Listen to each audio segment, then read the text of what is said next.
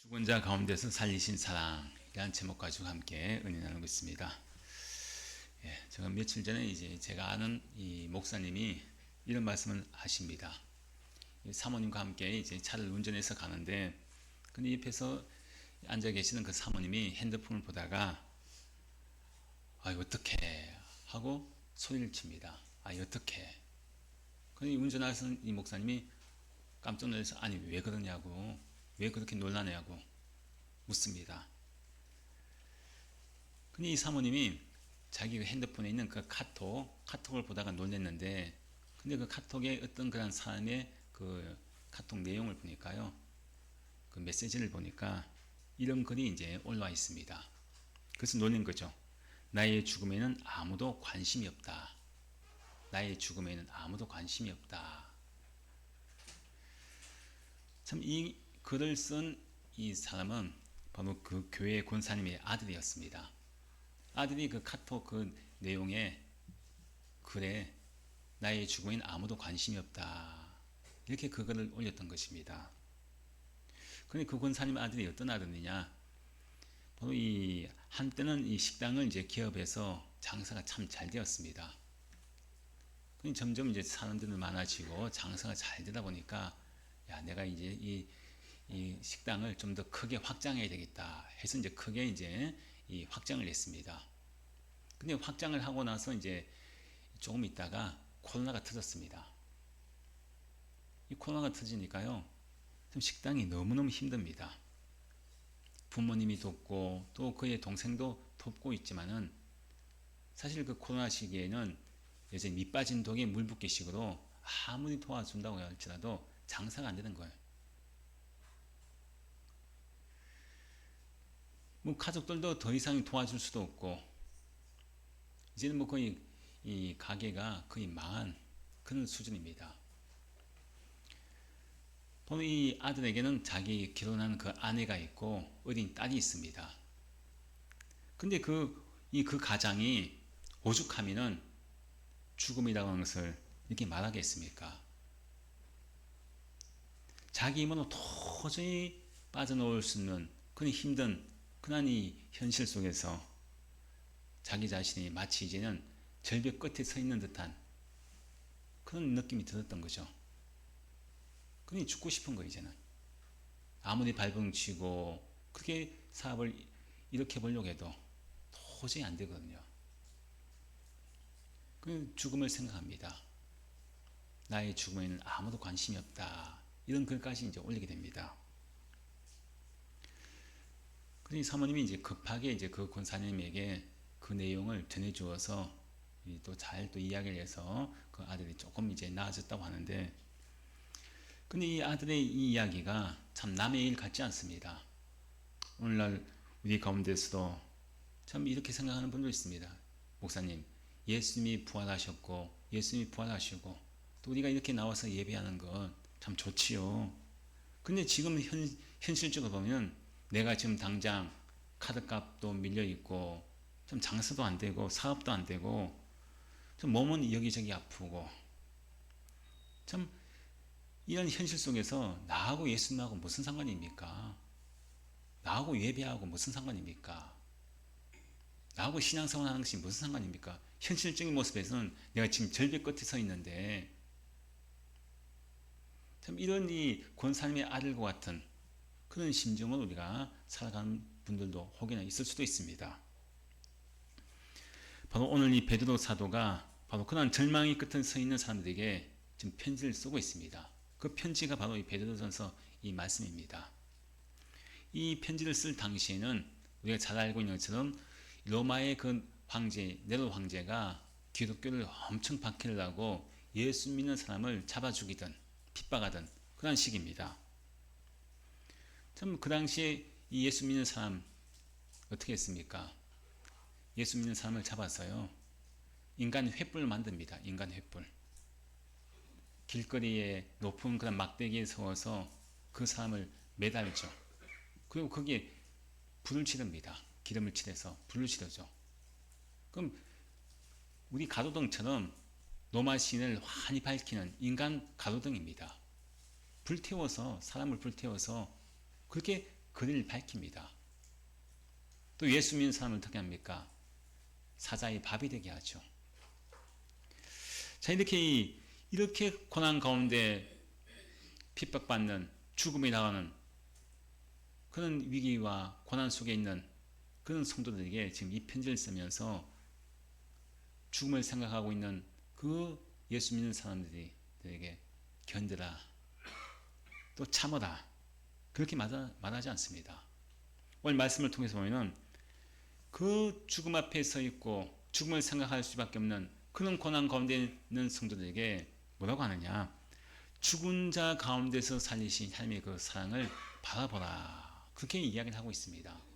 죽은 자 가운데서 살리신 그 하나님의 사랑, 그것을 바라보라고 이제 이 말씀을 합니다. 자, 이 사랑이, 죽은 자 가운데 살리신 그 하나님의 사랑이 지금 오늘날 살아가고 있는 나와 과연 어떤 상관이 있을까? 그래서 우리가 세 가지로 우리가 오늘 말씀을 통해서 한번 살펴보도록 하겠습니다. 제일 먼저 첫 번째로 보면요, 21절 말씀이 나와 있는데, 이 사랑은 내가 끝이라고 생각한 그곳, 야, 나는 이제 끝이구나, 도저히 소망이 없구나, 절망 가운데 있는 어떤 절벽 끝이라고 생각하는 그런 생각한 그곳에서 하나님께 어떻게 하시냐? 죽은 자 가운데 살리신 하나님의 사랑은요, 바로 그 자리가 바로 하나님의 그 사랑이 시작하시는 사랑의 자리라는 것입니다. 그 21절 말씀에 그 말씀하지 않습니까? 함께 읽습니다. 너희는 그를 죽은 자 가운데서 살리시고 영광을 주신 하나님을 그리스도로 말미암아 믿는 자니 너희 믿음과 소망이 하나님께 있게 하셨느니라. 자, 여기서 이 주목할 단어가 살리시고 라고 있습니다. 살리시고, 죽은 자 가운데서 살리시고. 우리가 이 세상의 이 사랑이라는 것은요, 저 사람이 나를 사랑해 주고 또 저 사람이 또 이 권력이 있고 힘이 있고 무엇인가 나에게 유익이 될 때, 그때 보통 우리가 이 세상의 사랑을 합니다. 근데 그 사람이 이제는 도저히 아무 권력도 없습니다. 나에게 유익이 되지 않습니다. 자, 그러면은 순식간에 썰물 빠져나가듯이 물이 싹 그 사람에게 다 떠납니다. 근데 하나님의 사랑은 어떤 사랑이냐? 하나님의 사랑은 참 독특하죠.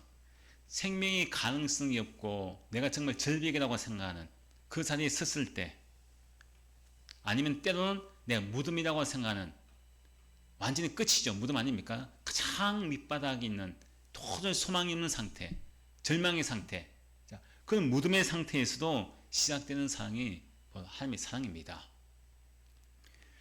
근데 우리가 이 보면요, 이 권사님의 아들 보십시오. 자, 돈이 끊기니까요, 어떻습니까? 돈이 끊기니까 자기 인생이 이제 끝났다, 이제 끝났다, 끝이라고 생각하지 않습니까? 근데 분명히 우리가 기억해야 할 것은, 하나님의 사랑은요, 내가 끝이라고 생각하는 것, 내가 절망이라고 생각하는 것, 내가 무덤이라고 생각하는 것, 그 자리가 바로 하나님의 사랑의 시작점이라는 것. 예수님 보십시오. 예수님이 무덤에 계시지 않습니까? 어쩌면 세상 사람을 볼 때는 끝입니다. 절망이죠. 근데 하나님의 사랑은 어디 시작됩니까? 그 무덤이라고 하는 것, 모든 사람이 소망이 없다고 하는 것, 절망하는 것, 그 자리에서, 그 죽음에서 무덤 속에 계신 그 예수님을 살리시지 않습니까? 내 인생 이제 끝났다, 방법이 없다, 내가 그렇게 생각하는 그 순간에 끝이 아닙니다. 바로 하나님께서 나에게 역사하시고 바로 그 자리가 바로 하나님의 사랑이 나타나는 시작점이라는 거예요. 베드로가 지금 환난 중에 있는 성도들에게 특히 21절 끝절 말씀에 그 말씀하지 않습니까? 너희 믿음과 소망이 뭐라고 합니까? 하나님께 있게 하셨느니라. 너희 믿음과 소망이 누구에게 있게 한다고요? 하나님께 있게 한다. 하나님께 있게 한다. 이 말씀은 특별히 이 있게 한다고 하지 않습니다. 하나님께 있게 한다. 있게 한다고 할 때 이 있게라는 것은요, 그 원어를 보면은 어떤 존재를 특정한 위치에 배치한다는 거예요. 어떤 존재를 특정한 위치에 배치한다, 그 말씀입니다. 즉 이것을 다르게 쉽게 이야기하면요, 지금 우리의 마음이 어디 있느냐, 내 존재가 어디 있느냐, 그것을 한번 생각해 보시기 바랍니다. 내 존재를 어디에 두고 있느냐. 나의 존재를요, 환난 속에 내가 내 존재를, 지금 내가 당하는 환난 있잖아요. 내가 절벽이라고 생각하고 끝이라고 생각하는 그 권사님 아들처럼 죽음이라고 하는, 이제 죽음까지 생각할 수 있는 그런 가운데 나의 존재를 두게 되면요, 어떻겠습니까? 그 환난 때문에요, 내가 그 고통을 말미암아 내가 죽습니다. 내가 죽는 거예요. 환난 속에 내 존재를 두게 되면. 그리고 또 두 번째로, 내 존재를 내 능력에 두게 되면요, 내가 생각하면 내 능력 있잖아요. 자, 거기에 두게 되면은 내가 한계를 느낍니다. 나는 다 할 수 있을 것 같았는데, 근데 거기에 내 존재를 두게 되면요, 아, 내가 못하는구나. 난 다 할 수 있을 거라고, 성공할 수 있다고 생각했는데, 아, 나는 못하는구나. 결국 자기 한계를 느끼게 됩니다. 내 존재를, 내 능력에 두게 되면은. 자, 그리고 또 내 존재를 사람에게 두지 않습니까? 사람에게 누군가를 의지합니다. 힘 있는 사람, 돈 있는 사람, 누군가를 의지합니다. 자, 그런 사람에게 내가 기대고 그 사람을 의지하게 되면은 그 사람에 대한 기대가 실망으로 돌아섭니다. 사람이 얼마나 우리를 실망시킵니까? 우리가 사기를 치고 또 그렇게 속이는 사람이 어떤 사람입니까? 가장 가까운 사람이거든요. 그래서 우리가 드라마나 이런 거 볼 때 막 어떤 사람이 사기를 칩니까? 믿었던 사람이죠. 믿었던 사람. 그 나중에 뭐라 합니까? 네가 나한테 어떻게 그럴 수 있어? 공통적인 말 아닙니까? 네가 나한테, 내가 너한테 어떻게 했는데, 내가 너를 얼마나 믿었는데. 나의 존재를 누군가에게, 사람에게 내가 그것을 의지하고 내 존재를 배치하게 되면요, 거기에 있게 하면은 기대하고 실망으로 변해버리는 그런 인생이 됩니다. 하지만 오늘 하나님께서는 베드로 사도를 통해서 우리에게 분명히 말씀합니다. 예수 그리스도를 죽은 자 가운데서 살리신 그 하나님의 그 사랑에 너의 그 위치를 옮기라는 거예요. 하나님의 그 사랑에다가 내 존재를 옮기라는 것입니다. 다른 것에다 내 존재를 옮기고 환난 속에나 내가 내 존재를 환난 속에, 내 능력에, 사람에게 그 내 존재를 배치할 것이 아니라 내 존재를요, 죽은 자 가운데서 살리신, 무덤 속에 계신 그 예수님을 살리신 그 하나님의 사랑에다가 내 존재를 옮겨 놓아라. 그렇게 말씀합니다. 우리가 큰 폭풍이 이제 칠 때에 작은 새들은요, 이 바위 뒤에 숨어 있고 또 어디 낮은 곳에 숨어 있습니다. 하지만 독수리는 그렇지 않습니다. 독수리는 그 폭풍을 뚫고 높이 올라갑니다. 높이 올라가죠. 비상을 합니다. 구름까지 올라가서 비상을 하는데, 근데 그 폭풍이요, 독수리에게는 전혀 자기에게는 뭐 해를 가하거나 자기에게 그것이 큰 그런 어려움을 당하게 하지 않습니다. 오히려 폭풍을 뚫고 올라가니까요. 자기 발밑에 폭풍은 그냥 그저 자기 자신에게 작은 그런 소용돌이일 뿐입니다. 우리의 신앙도 마찬가지입니다. 우리가 하나님께 소망을 두는 자는, 죽은 자 가운데서 살리신 그 하나님께 소망을 두는 사람은 어떤 사람입니까? 바로 독수리와 같은 사람입니다. 내 존재를 환난 속에, 내 능력에, 사람에게 두게 되면 폭풍 가운데 내가 무서워서 떨며 숨어있는 작은 새들 같은 그런 모습이라고 할지라도, 하나님의 그 사랑에 소망을 두는 사람은 그렇지 않습니다. 내 존재가 하나님께 두고 있기 때문에 그 능력의 하나님을 의지하면서 높이 비상할 수 있는 거예요. 그 하나님이 나와 함께 하신다는 그 믿음 가운데, 그 소망 가운데 높이 비상해서 아무리 큰 환난과 큰 폭풍이 나에게 몰아친다고 할지라도 그것은 전혀 나에게 나를 내 믿음을 흔들거나 내 신앙을 흔들고 내가 죽음이라고 하는 것을 생각하지 못하게 하는 그런 능력이 바로 우리에게 있다는 것입니다. 내가 끝이라고 생각하는 그 자리가 어떤 자리입니까? 끝이 아닙니다. 하나님께서 나에게 역사하시는 그런 시간입니다. 우리는 보통 내가 끝이구나, 난 이제 도저히 소망이 없구나, 그런 마음을 가질 때가 있잖아요. 하지만은 우리 믿음의 사람은 그것이 끝이 아니라는 거예요.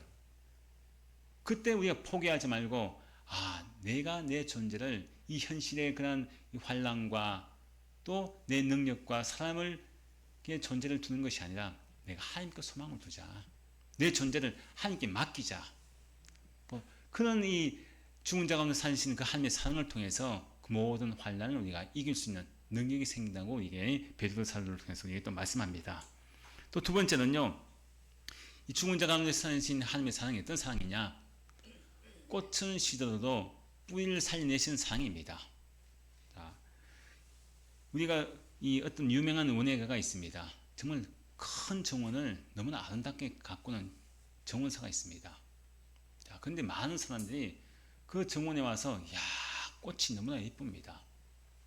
그 정원에 꽃을 핀 것을 보고 너무나 감탄합니다. 그 나중에 시간이 지나서 그 꽃이 떨어지고 나중에 그 꽃이 없어지죠. 그 사람들이 안타까워하는 거예요. 야, 어째 저렇게 아름다운 그 꽃들이 금방 져가지고 어쩜 좀 저렇게 영원할 것 같은 꽃들이 어째 이렇게 빨리 떨어져서 참 보기 흉합니다. 그렇게 이야기하죠. 그래서 그 정원사가 이야기합니다. 꽃의 아름다움은 잠깐 머물다 가는 손님일 뿐입니다. 진짜 중요한 것은 뭐냐? 눈에 보이는 이 시든 이 줄기 아래에 뭐가 있습니까? 내년 봄을 준비하며 살아 숨지는 그 뿌리의 생명력이라는 거죠. 우리는 자꾸 눈에 보이는 그 떨어지는 꽃을 바라봅니다. 또 화려한 꽃을 바라보고 또 떨어지는 꽃을 바라보면서 아이고 좋았다가 금방 꽃이 떨어져서 또 실망합니다. 그게 우리 인생의 모습이란 거죠. 좋은 것이 있을 때는 기뻐했다가 좋아했다가 꽃을 보면서 만족하지만은 꽃이 떨어지고 나면요 너무 허무한 거예요. 오늘 본 말씀이 바로 우리에게 그것을 말씀합니다. 진짜 생명은 어디 있느냐? 그 꽃이 있는 것이 아니라 어디에 있겠습니까? 뿌리에 있다는 거예요. 뿌리의 생명력. 바로 24절 말씀에 그 말씀을 합니다. 24절 말씀 함께 읽겠습니다.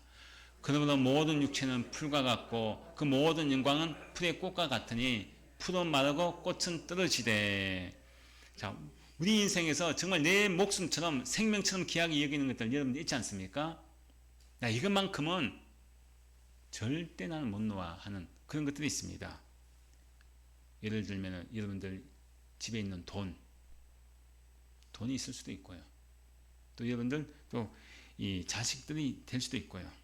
내 집, 그것이 많은 것들이 내가 절대 이것만큼 내가 못 놓는다 하는 그런 것들이 있죠. 내 집에 불이 났을 때 나 이것만큼은 난 꼭 가져놔야 되겠다. 가장 소중하게 생각하는 여러분들만의 각자의 그런 귀한 것들이 있습니다. 좀 생명처럼 귀하게 여기는 것들이 있습니다. 자, 그런데 성경 말씀에서는 이러한 것들에 대해서 아주 냉정하게 말씀합니다. 뭐라고 말씀하시느냐? 그것은 뭐라고 합니까? 풀이라고 해야 합니다.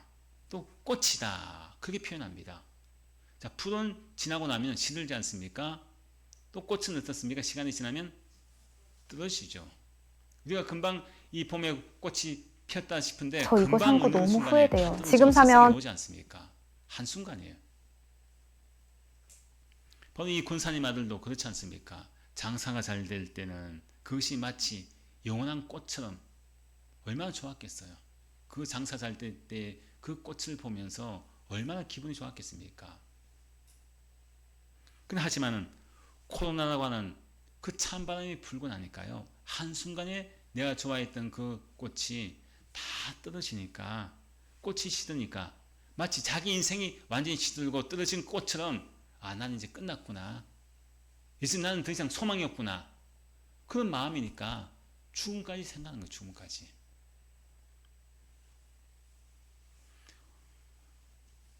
우리가 신앙생활을 하면서도 이렇게 예배를 드리고 있음에도 불구하고 우리 삶 가운데서는 여전히 경제적인 위기가 올 수도 있고요. 또 건강의 문제가 질병이 찾아올 수도 있고요. 많은 그런 것들이 우리에게 찾아옵니다. 근데 사실 우리가 분명히 기억해야 할 것은 무엇이냐? 이런 모든 것들은요. 바로 오늘 성경 말씀을 통해서 볼 수 있는 것은 원래 그 모든 것들은 다 마르게 되어 있고요. 시들게 되어 있고 떨어지게 되어 있습니다. 내 육신도 결국은 질병이 찾아올 수도 있는 거고요. 또 잘 되는 사업도 안 될 수도 있고요. 경제도 좋았다가도 안 좋아질 수도 있고 이런 모든 것들 시들고 마르고 떨어질 수 있는 그런 것들을 우리가 분명히 기억을 해야 됩니다. 근데 오늘 말씀을 통해서 죽은 자 가운데 살리신 하나님의 사랑은 하나님께서는 우리에게 시들어 있던 꽃을 붙여주신 분이 아닙니다. 다시 붙여주신 분이 아니라 바로 하나님의 사랑은 무엇이냐? 땅 속에 있는 우리의 심령 가운데 있는 그 영혼의 뿌리, 그 영혼의 뿌리에 우리에게 생명력을 주입시켜 준다는 거예요. 비록 나에게 꽃이 떨어지고 정말 잎이 마르고 시들어는 그런 환경이라고 할지라도 바로 하나님께서는 우리에게 내 안에 역사하는 그 생명의 뿌리, 하나님께서 나에게 주신 그 믿음의 뿌리, 거기에다가 생명을 계속 공급해 주십니다. 자, 그러면은 아까 말씀드렸죠. 뿌리가 생명이 있으면은 나중에 어떻게 됩니까? 비록 지금 당장에는 꽃이 떨어지고 시들었습니다. 그럼 나중에 어떻게 되면 시간이 지나면 다시 또 꽃이 피잖아요. 왜 그렇습니까? 뿌리에 생명이 있기 때문이죠. 하나님께서 역사하시는 사람은 내 안에 비록 눈에 보이는 꽃이 장사가 안 되고 여기서 건강의 문제나 이런 모든 꽃이 떨어진다고 할지라도 내가 여기서 절망하거나 실망하거나 낙심하거나 또 우리가 죽음이라고 하는 것, 그 절망적인 것을 내 입에서 말할 필요가 없습니다. 왜냐? 나에게 영원한 생명을 공급해 주는 그 하나님의 능력이 내 안에 있는 뿌리에 역사하기 때문에 우리에게 힘이 있습니다. 그래서 오늘 25절 말씀에 그 말씀하지 않습니까? 여전히 우리의 삶은 꽂힐 수도 있고 교될 수 있지만은 힘들 수 있지만은 우리에게 무엇을 붙잡아 놨느냐? 25절 말씀 함께 읽습니다. 오직 주의 말씀은 세세토록 있도다 하였으니 너희에게 전한 복음이 곧 이 말씀이니라. 자, 우리가 비록 환경 좋으면 꽃이 시들었습니다. 잎은 시들고 그렇게 했을지라도 땅 속의 뿌리는 살아있기 때문에 봄에 어떻게 됩니까? 여전히 다시 꽃이 핀다는 거예요. 꽃이 핍니다. 비록 우리가 내가 좋아하는 세상의 꽃, 돈이나 명예나 이런 모든 것들, 자, 이런 것들이 시들었을 때 나를 가장 먼저 일으켜 줄 수 있는 것이 뭐냐? 나를 살릴 수 있는 것이 뭐냐? 무엇이겠습니까? 말씀의 뿌리란 거예요. 말씀의 뿌리. 그래서 이 시간 우리가 말씀을 듣는 이유가 뭡니까? 내 심령이요. 비록 내 인생의 삶을 살아갈 때 내 주변의 모든 환경의 꽃이 아름답다고 생각하고 좋아했던 그 모든 것들이 다 떨어지고 그것을 바라볼 때 내 인생도 마치 그 꽃처럼 땅에 떨어진 꽃처럼 이제는 소망이 없고 생명이 없는 그 모습처럼 보인다고 할지라도 바로 말씀의 뿌리만큼은 내가 살아있다고 하면요. 그것은 생명 있는 그런 사람입니다. 이 시간 말씀을 듣는 이유가 그거예요. 이 시간은 바로 이 말씀의 뿌리가 나를 견고하게 하는 시간입니다.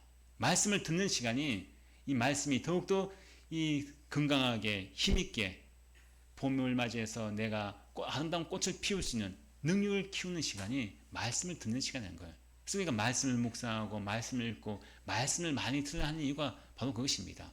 내 안에 있는 뿌리가 영양분을 계속 받아야지 건강하지 않겠습니까? 그것을 받지 않으면 결국 썩어지고 죽어집니다. 바로 우리가 하나님의 약속은 말하지 않습니다. 하나님의 약속이 뭡니까? 말씀이에요. 이제 말씀. 언약의 말씀 아닙니까? 내 삶 가운데 질병의 소리가 내릴 수가 있고 내 삶 가운데 육체의 그런 꽃이 시들을 수 있는 그런 삶이 나에게 찾아올 수 있습니다. 하지만은 우리 안에 우리 믿음의 사람에겐요 바로 말씀의 DNA가 있는 거예요. 말씀의 DNA. 즉 영생의 DNA가 우리 가운데 다 있습니다. 예수 믿는 사람에게는. 말씀이 육신이 되어서 오신 예수를 믿는 모든 사람에게는요 바로 말씀이신 예수님의 그 DNA가 우리 가운데 다 있다는 거예요. 그래서 우리가 세상에 나가서 비록 내 모든 삶의 모습에서 가정에서도 마찬가지고요. 직장도 사업도 마찬가지입니다. 꽃이 떨어집니다. 장사가 안 되고 사업도 안 되고 내가 원하는 대로 안 됩니다. 가정도 점점 어려워집니다. 하지만 꽃은 시들고 우리가 모든 그런 삶이 시들어 있는 그런 모습이라고 할지라도 하나님 말씀으로 무장하여 있고 말씀의 뿌리가 있는 DNA가 있는 사람은요 비록 내 눈에 보이는 것은 전혀 소망 있는 모습 아닙니까? 꽃이 다 떨어져 있는데 죽음까지 생각할 수 있는 절벽 끝에 서 있는다고 할지라도 말씀의 DNA가 있는 사람은요 우리가 담대하게 선포할 수 있습니다. 뭐라고 선포하느냐? 그래 내 형편은 지금 많은 풀 같지만은 시든 꽃처럼 떨어진 꽃처럼 그렇지만은 내 안에는 뭐가 있습니까? 내 안에는 세세토록 영원하신 말씀, 영생의 말씀이 내 안에 있기 때문에 죽은 자 가운데서 살리신 그 예수 하나님의 사랑이 나에게 있기 때문에 나는 절망하지 않는다. 말씀이 나를 살리기 때문에 눈에 보이는 환경은 전혀 달라지지 않습니다. 그럼에도 불구하고 우리 선포할 수 있는 거죠. 내 안에 말씀이 있다. 생명의 말씀이 있다. 어떤 말씀이냐? 죽은 자 가운데 살리신 무덤 속에 계신 그 절망적인 가장 인생의 밑바닥으로 생각하는 그 무덤 속에서 살리신 그 하나님의 사랑 나에게 있다. 이것을 우리가 선포할 때 우리가 절망의 그 자리에서도 일어날 수도 있는 것이고 절망의 그 자리에서도 우리가 하나님을 찬송할 수 있는 것이고 죽음이 아니라 나를 살리신 그 하나님의 사랑에 입어서 오히려 기뻐하고 감사할 수 있는 능력의 삶을 살 수 있는 것이 바로 죽은 자 가운데 살리신 그 하나님의 사랑을 우리가 체험하는 믿음의 삶입니다. 자, 그리고 또 마지막으로 보면요. 죽은 자 가운데 살리신 하나님의 사랑이 어떤 사랑이냐? 감당하기 힘든 통증을 사는 소망으로 바꾸시는 사랑이 바로 이 하나님의 사랑입니다. 아까 말씀드린 것처럼 초대교회 성도들이 우리가 영화를 보면은 그렇지 않습니까? 자, 지금 사자굴 앞에 있습니다. 사자한테 던져졌어요. 수많은 사람들이 경기장에서 예수를 믿는 사람이 굶주린 사자에게 막 뜯기고 잡아먹히는 그것을 막 좋아하면서 웃으면서 즐깁니다. 자, 그런데 그 죽음 속에 사자의 밥이 되는 얼마나 고통스럽겠습니까? 사자에 찢겨 죽는데 사자의 밥이 되는데. 자, 그런데 그 사람들이 어떤 모습입니까? 찬송하거든요. 웃으면서 찬송합니다. 찬송하며 죽는 거예요. 그 사람들이 뭐 독해서 그렇습니까? 아닙니다. 죽음보다 더 큰 생명을 바라보았기 때문에 죽음보다 더 큰 하나님의 사랑을 바라보았기 때문에 그 사자의 밥이 되는 순간 속에서도 웃으면서 감사하면서 찬송을 부르신 힘이 능력이 바로 거기에 있다는 것입니다. 죽음보다 더 큰 생명을 바라보았기 때문이죠. 암 선고를 받았습니다. 또 내가 전 재산을 날렸습니다. 이런 모든 사실 그렇지 않습니까? 권사님 아들처럼 이제는 다 끝났죠. 사실은 오히려 빚을 지게 되고 이제 가게 문을 닫고 다 끝났습니다. 그 이제 죽음을 생각하는 거예요. 어떤 자신의 마음속에 내가 생각하는 임계점에 이제는 초과한 거예요. 초과하니까요. 살면 뭐하나. 내가 이제 살면 뭐하나. 이제 난 이제 도저히 안 되는데, 가망이 없는데, 소망이 없는데.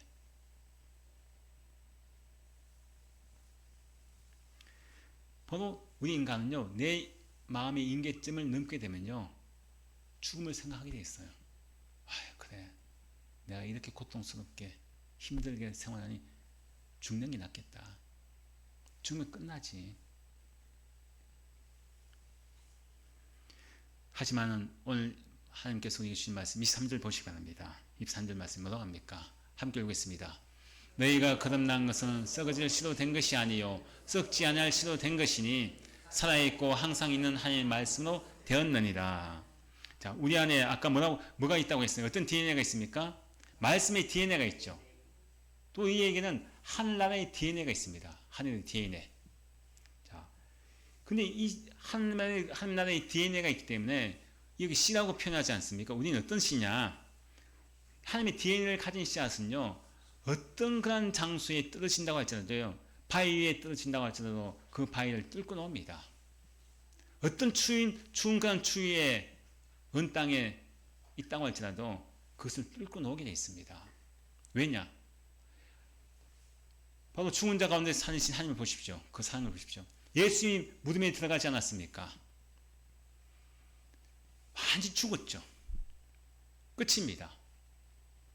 그리고 돌문으로 입구를 막아 놓았죠. 이제는 뭐 도저히 뭐 생각할 수 없는 절망 가운데 있습니다.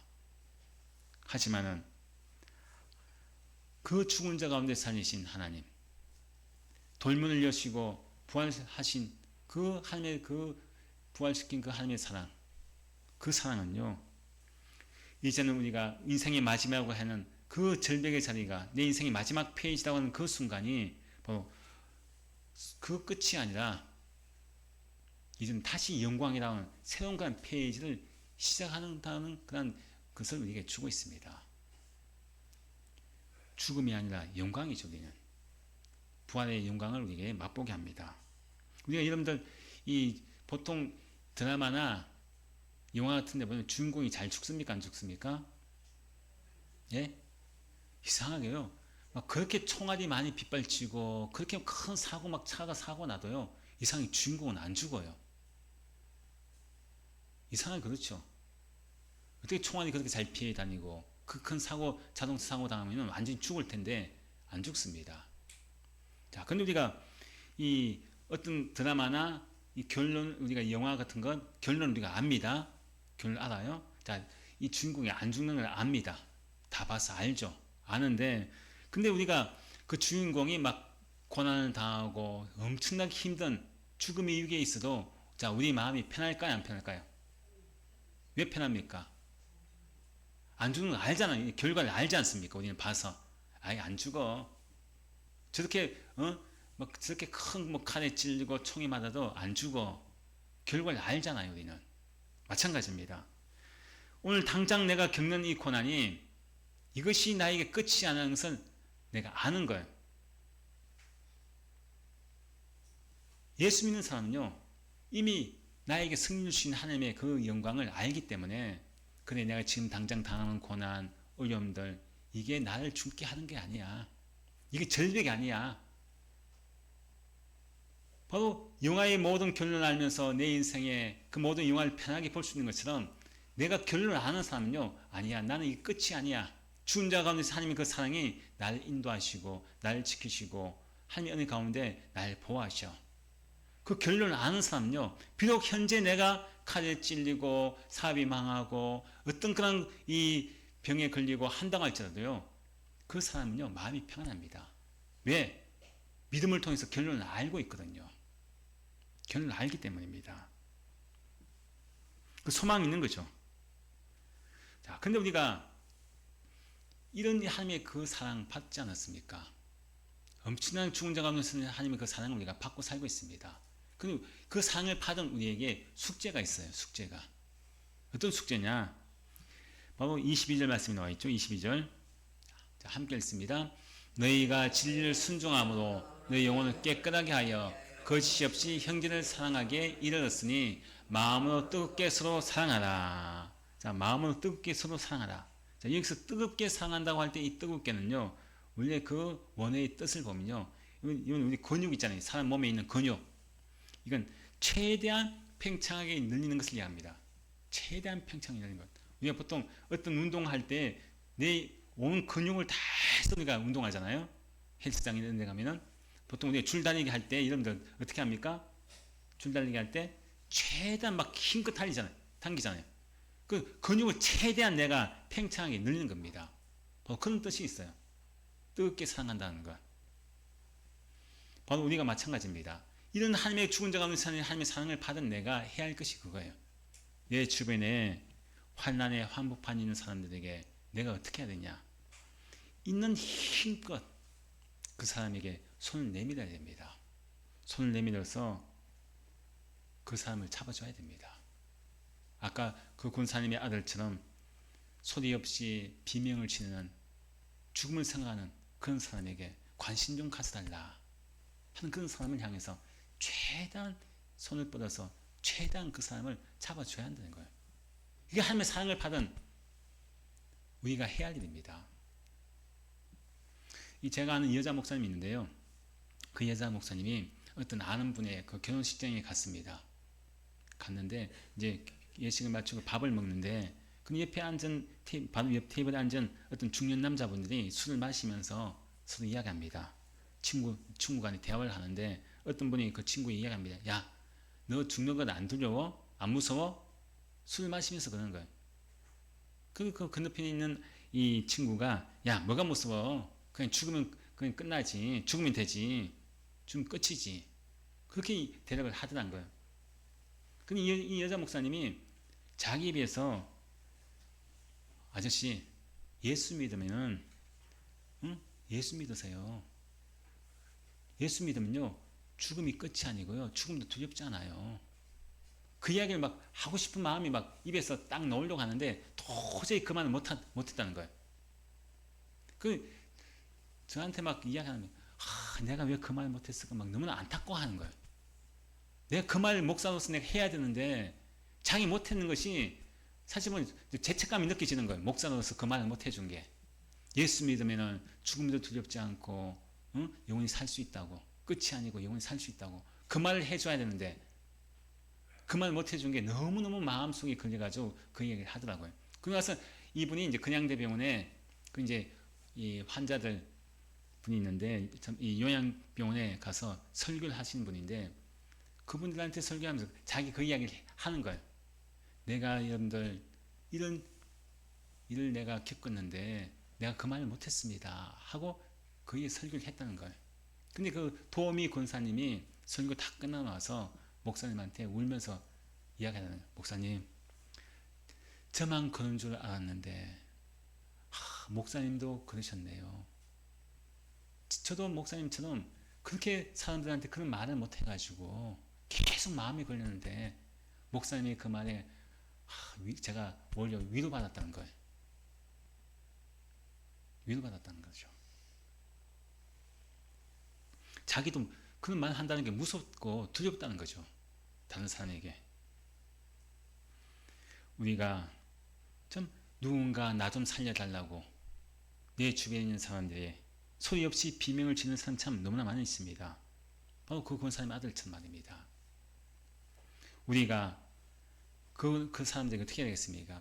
죽은 자 가운데서 살리신 그 하나님의 사랑을 내가 받았으니까요. 그 사랑의 줄을 내가 던져줘야 됩니다. 던져줘서 그 사람도 살아야 된다는 거죠. 내가 그 사람의 형제의 손을 있는 힘껏 꽉 잡아주고 그 사람을 내가 위해서 기도하고 그 사람을 위해서 내가 복음을 전할 때 그것이 바로 뜨겁게 형제를 사랑하는 하나님의 사랑을 받은 사람의 모습이라는 것입니다. 우리 주변에 여러 가지 끝이다. 이제는 절망이다. 나 벼랑 끝에 서 있어. 나한테 좀 관심 좀 가져달라고 소리 없이 비명을 지르는 사람들이 사실 의외로 참 많이 있습니다. 가족 중에 또 주변에 많은 사람들이 있습니다. 그때 우리가 어떻게 해야 되겠습니까? 사랑받은 자로서 그 사랑의 줄을 던져줘야 되지 않겠습니까? 뜨겁게 사랑하는 것이 바로 복음의 줄을 던져주는 것입니다. 하나님이 당신을 살립니다. 걱정하지 마십시오. 지금 꽃은 떨어지고 잎은 마르고 다 시든다고 할지라도 당신이 예수 그리스도를 믿게 되면은 당신 가운데 역사하시는 그 하나님의 말씀을 통해서 당신이 살 수 있습니다. 그 환경을 바라보면 당신이 죽지만은 하나님을 바라보게 되면요 당신이 살 수 있습니다.